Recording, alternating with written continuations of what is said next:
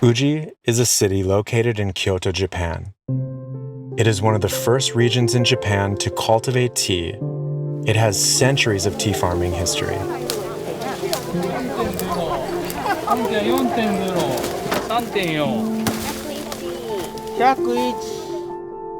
The technique of shading tea gardens that is essential for the cultivation of matcha was invented in Uji City nearly 600 years ago.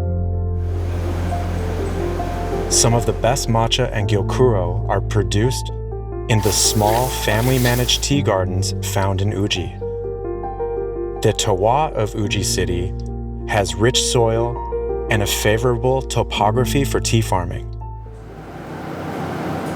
The Uji tea producers are descended from generations of tea farmers that utilize techniques to cultivate shaded green tea gardens.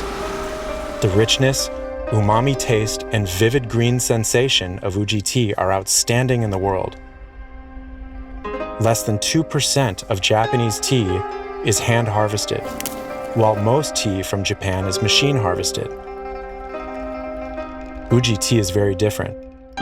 The tea makers of Uji maintain many of the old tea traditions carried over from the past generations to the next, such as the traditional practice of hand harvesting tea during the first flush growth.